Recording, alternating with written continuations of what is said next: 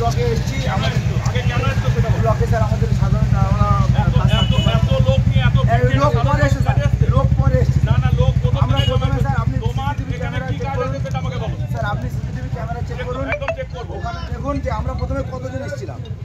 আমরা প্রথমে এসেছি, ওখানে দাঁড়িয়েছি, পরে সব লোকজন এসছে। আমরা ব্লকে কেন আসতে পারবো না? না ব্লকে আসছে, ব্লকে আমাদের নেতৃত্বে থাকে স্যার, আমরা জনপ্রতিনিধি এক নম্বরে জনপ্রতিনিধি আছে, নেতৃত্ব আছে, সব নিজের জায়গায়। ল অ্যান্ড অর্ডার আমার ওখানে দাঁড়িয়েছিলাম, এসেই আমাদের কোনো কথা না, ধাক্কা ধুক্কি মারা শুরু করেছে। কোনো আমি যদি স্যার এত লোক আছে, এত লোক আছে, যদি কেউ বলে, যদি সিসিটিভি ক্যামেরায় দেখেন আপনার কোনো পুলিশের গায়ে কোনো হাত বা কোনো বেতো বাই চান্স লেগে থাকে,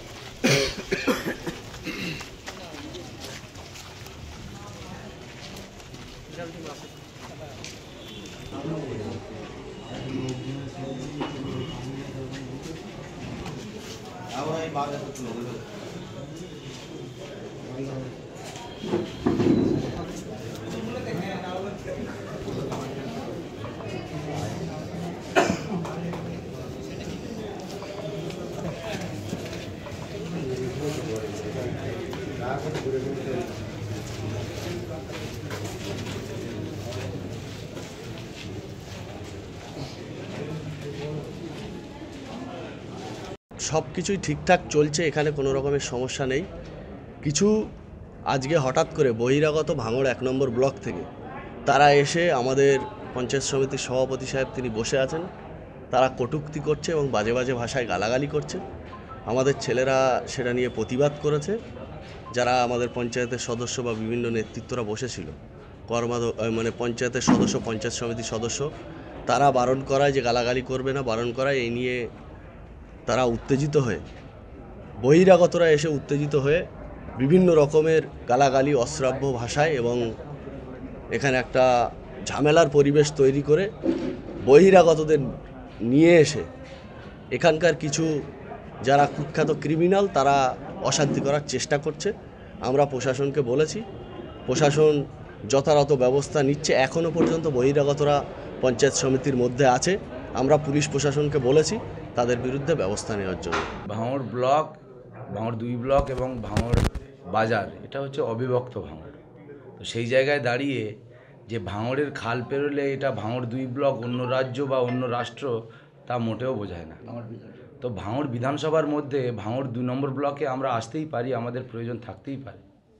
তো আমরা কী জন্যে আসবো, কেন আসবো, কারোর কাছে কি জবাব দিতে হবে আমাদের?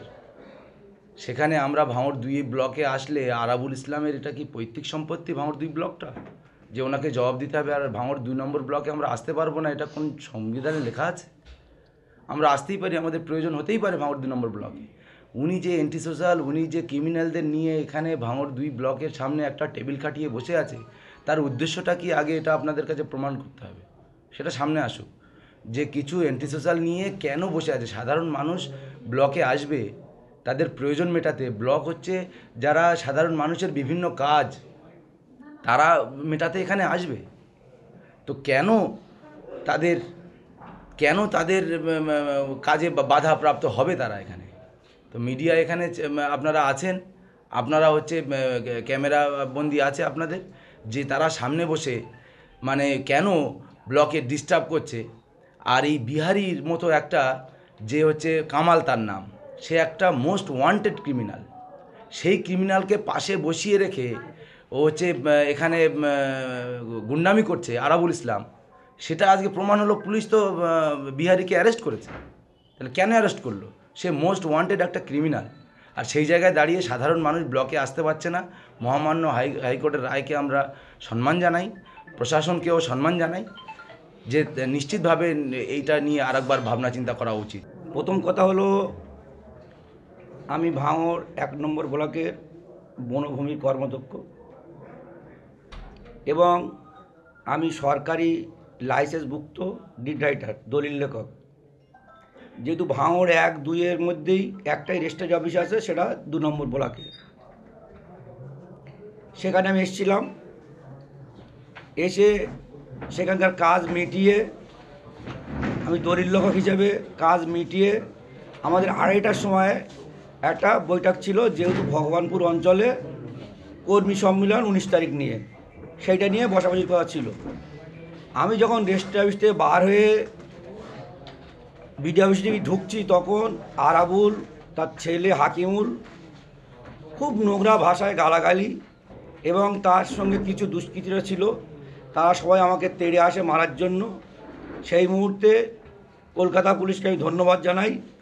তারা না থাকলে আজকে হয়তো তারাই আমাকে উদ্ধার করেছে, তারা না থাকলে আমাকে ওরা প্রাণে মেরে দিত আজকে।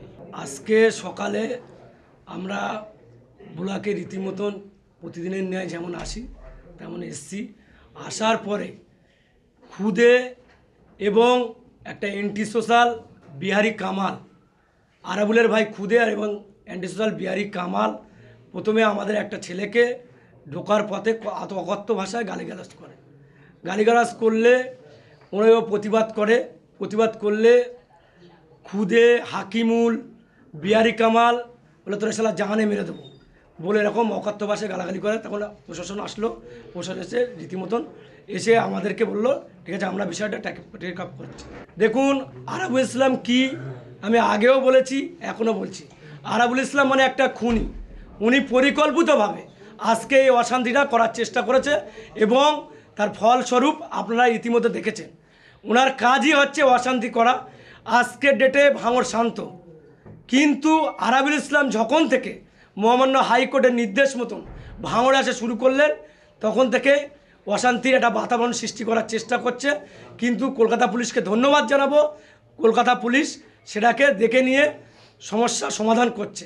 কিন্তু আজকে হঠাৎ দেখলাম আজকে একটা পরিকল্পিতভাবে অশান্তি করার জন্য আরাবুল ইসলাম ইচ্ছাকৃতভাবে, হাকিমুল ইসলাম ইচ্ছাকৃতভাবে এই ঝামেলাটা করার জন্য, অশান্তি করার জন্য এই ব্যবস্থা করেছে।